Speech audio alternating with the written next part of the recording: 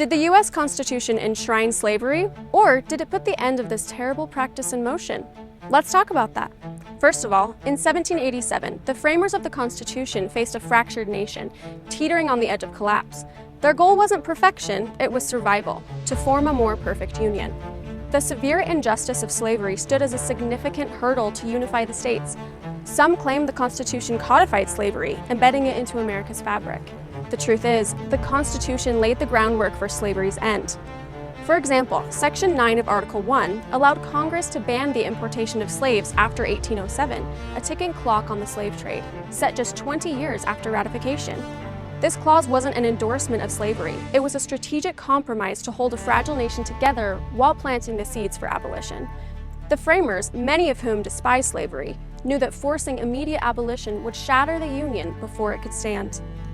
Reinforcing this vision was the Northwest Ordinance, passed in 1787 by the Confederation Congress. This landmark law banned slavery in the Northwest Territory, lands that would become states like Ohio, Indiana, and Illinois. It set a powerful precedent. New territories could be free ground, signaling a commitment to limiting slavery's spread. This ordinance, alongside the Constitution, showed the founders' intent to constrain slavery's growth while building a nation strong enough to eventually end it. The Constitution's genius was its balance, uniting states with clashing interests while creating mechanisms, like the amendment process, to correct injustices over time. By 1808, Congress banned the slave trade. The 13th, 14th, and 15th Amendments, decades later, sealed slavery's fate, proving the system worked as intended. Today, we hear echoes of this debate. Critics point to America's imperfect founding to dismiss its principles.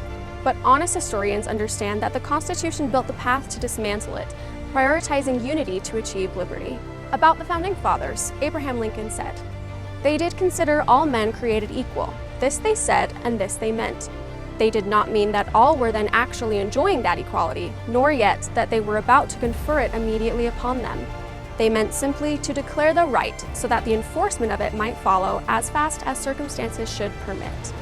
The framers' vision wasn't flawless, but it was forward-looking, trusting future generations to carry the torch. And they did, because the Constitution gave them the tools to do it.